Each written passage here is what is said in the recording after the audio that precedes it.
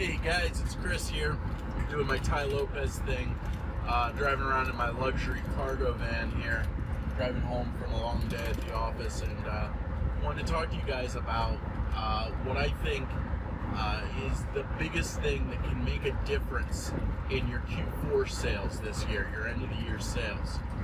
A lot of people, they want like one thing. They're like, what's the one thing that'll make me the most money? What's the one thing that'll help me do better?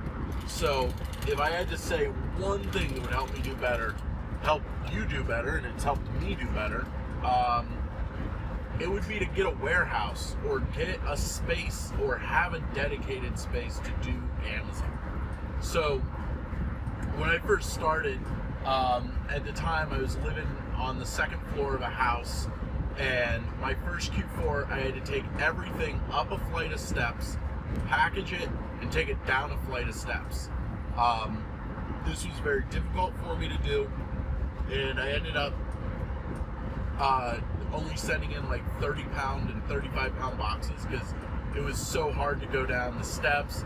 The steps were real narrow. I couldn't get a large box down them without like a big production, and that hindered me.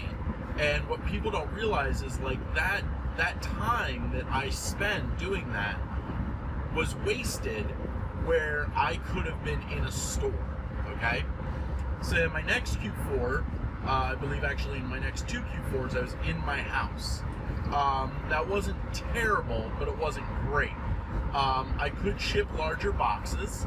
I only had to go up half a flight of steps to get out of my house. But I had employees at this point, or at least, like friends that helped me. Like having employees makes it seem so official. This was more like some friends that would come over and help me for a few hours at a time. And, they were cool with being there, but like it was still my house. It was kind of weird. And of course I could only go, it was up and down like 8 steps. And I also have to walk a long distance to get to where my car is. Not ideal. So last Q4, I was in a warehouse, and now my warehouse, I still have to go down 1 step, actually 2 steps, I should say, to get to my van, but I can park right in front of it, unload super fast, and I have 1,200 square feet of whatever I want to do. Now, this Q4, I've upgraded that to a warehouse where I have free range of 200,000 square feet. Of course, I'm probably going to use 5% of that maximum. But, I can actually, in the warehouse, pull my truck right in and drive around the warehouse. So I don't have to unload, in the winter. I'm up here in Pennsylvania and we have just shit winters.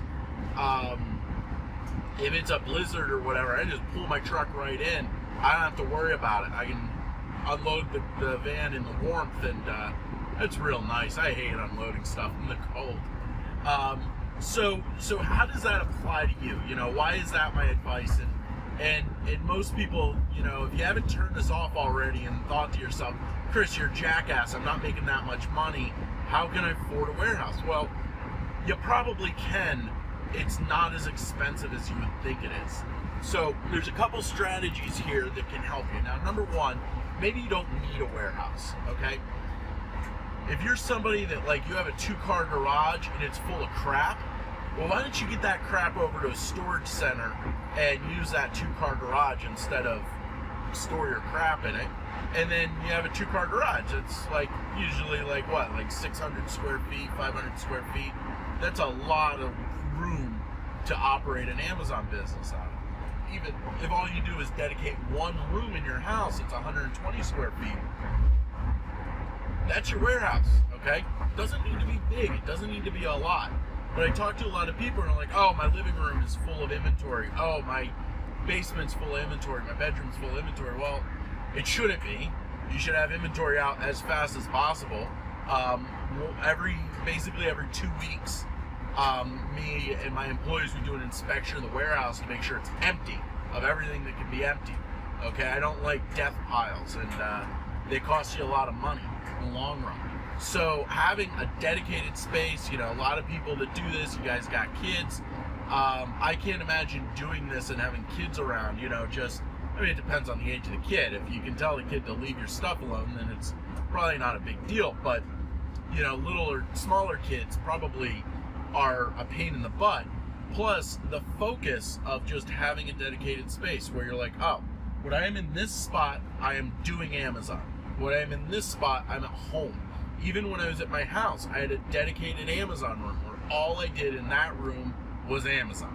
Okay? And that's very important. And that's something I think a lot of people overlook. They just bleed their life together and they end up doing Amazon all day and they don't even realize it. And they're half-assing it and really distracted. So getting a dedicated space, whether it's an 8x10 space where you have 80 square feet or 1,000 square feet. Now, if you are going to do the route of going outside the home, remember, now I don't give tax advice because I'm not an accountant, but that's all tax deductible. The expenditure that you have with it may not be as high as you would think. Now, you will then have more utilities that you don't have now, which is certainly problematic or can be problematic. If your warehouse, you need to have electricity, water, gas, heat, whatever you need. Okay, that definitely is added expense. But if you can look at the amount of time that you save, you can see how this will quickly add up to a small, a small warehouse. What you need to do is you need to look at the efficiency of your current prep. So every day, or not every day, but I frequently time my employees. It sounds like I'm micromanaging my employees, but it's not. What I'm trying to do is look at my processes and see where it's inefficient and see where it could be more efficient or I'm overly efficient. Okay, not that you can be overly efficient, but where I need to kind of relax on some things but focus on others. So one of the things that could be a huge time saving that doesn't really cost you anything is to just have a better floor layout in your prep area. Okay, I'm a huge fan of Costco folding tables. You buy them at Walmart. They're a little low for me because I'm 6 foot tall. I take PVC pipes and cut a foot long PVC pipe and put them over the end of the leg. That's all you gotta do, and it's about a foot tall. It's not a foot tall. It's 6 inches taller because of the way the leg bends. That kind of stuff can make you more efficient, and it doesn't cost you a dime. So now, I posted the other day, hey, what are you doing to get ready for Q4? And people are I'm shopping. I'm getting stuff ready. I'm hiring employees, or, whatever people are doing. That's all good. But, all the shopping in the world isn't going to help you if you can't get it out the door efficiently. Okay? And the worst thing that can happen, and I'm telling you this because it's happened to me. I've done it. I've been there. I give this advice because I've done this stuff. Is one day, oh, this store has a crazy good sale. Oh, Target has a crazy good sale. Let me drop $25,000. Oh, now I have all this inventory to prep. Where do I put it? Where do I, what do I do? And, at the time, my wife was really cool, but I would get, I would literally fill my kitchen with items and have to prep them all night.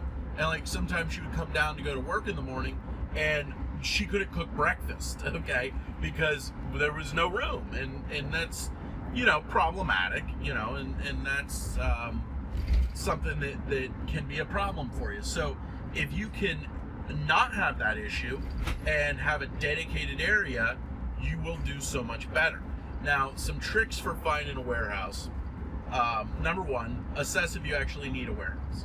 If you're doing okay in, your one-car garage, or you got a townhouse with a little garage, or, whatever, just look at the efficiency of it. Look at your workflow. Look at where you're moving over the same area twice. Look where you're moving a box over itself, okay? That's where you lose efficiency. If you want to learn how to plan a prep room, look how to plan a kitchen, okay? Instead of focusing on the stove and the refrigerator and the sink like a kitchen, you're going to focus on the refrigerator would be where you prep. The sink would be, or the the refrigerator would be where you store your inventory, so your shelving units.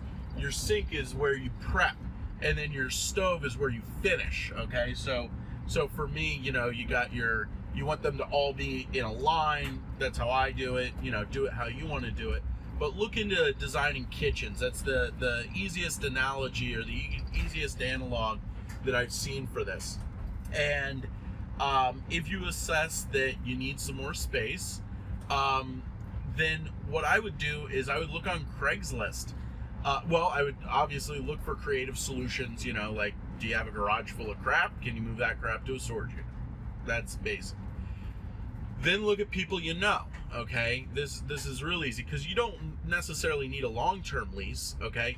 But if you know somebody that's got an empty 2-car garage, or they got a basement they're not using, or they got a basement that, doesn't have a lot of stuff in it, or something like that, very easy to work out a deal with somebody like that. Typically, that would probably be a cash deal. Nothing wrong with that, but remember that.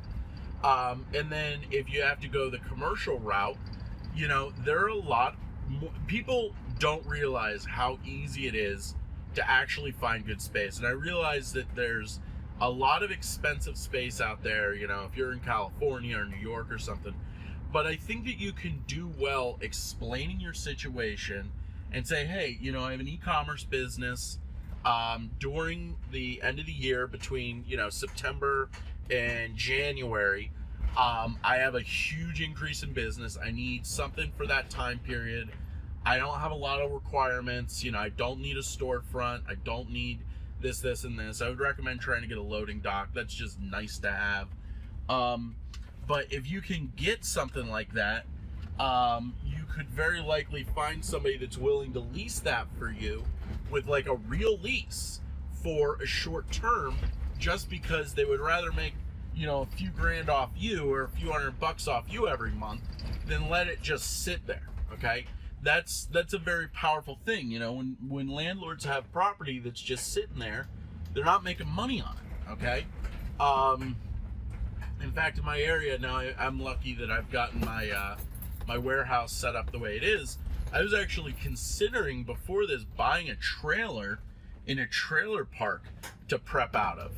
Okay, ripping everything out of it, buying a dirt cheap trailer, ripping the interior out of it, and using that as a warehouse. Still not a really terrible idea, but think about that. You can buy a trailer like, in a trailer park off Craigslist for like nothing. Of course, it's going to be real shitty, but you don't care. You're going to rip the interior out of it. You're going to use it to prep.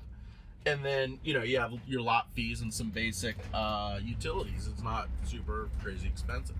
So, get creative with it and try to work deals. Try to hustle. Explain the benefit to people, and you could do very well with finding a warehouse where you may think that you can't afford it. It may really turn out to be more affordable than you think. Okay, my current warehouse, it's right around, it said in the ad it was 1,200 square feet. It's not 1,200 square feet. It's more like 1,000 square feet. But that aside, I pay $250 a month for it. Okay, a lot of people can afford $250 a month. Okay, so if you're have a warehouse like that, it's so nice to be able to go to my warehouse, drop my inventory off, not have to keep it in my car, not have to fill up my house with it anymore. It's just so nice to just have like a little area. And, this is the time to look for it the next few weeks. And that's it. So that's my big tip. Optimize your workflow. Optimize your workspace as best you can. And if that's not something you can really do, look at bigger workspace. You need to go as big as possible. Because if you are, struggling right now to get out your workflow, well, in Q4, I expect to see a 4 to 5 times more sales than I'm doing right now. Well, that means I have to get 4 to 5 times more inventory out the door. Well, that's a lot of inventory. Now, if I'm able to do where I'm at with my hands tied behind my back, I'm good. But most people can't. Most people struggle with getting stuff out the door. So don't let that struggle compound itself by you're under pressure, you're stressed, you're shopping, you're trying to make the most of this. it's a bad time. So now's the time to do it. Now's the time to plan, guys. So listen, I'm almost home here, so I'm gonna bounce off here, make myself some dinner, and do some online shopping, and doing a big road trip tomorrow out to Pittsburgh. Gonna spend a couple days out there shopping, making a lot of money, doing my thing. So, and that's the number one thing. Having a warehouse, the number one thing that I think people don't understand is you only ever make money in this business when you buy inventory. Okay? It's not when you sell the inventory, it's when you buy the inventory is when you make your money, because you're buying it for below its cost. You're buying it for below what you can sell it for on Amazon. So anything that keeps you from being in store costs you money, okay? Anything that keeps you from running tactical arbitrage costs you money. So you want your distractions in this business to be as low as possible.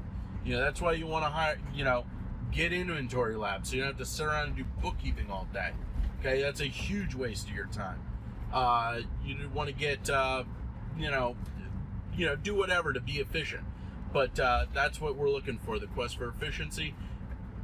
That's my number one tip, my number one takeaway for people that you can do right now, start doing right now, and make your business that much better. Anyway, guys, I will talk to you later. Hope you make a lot of money.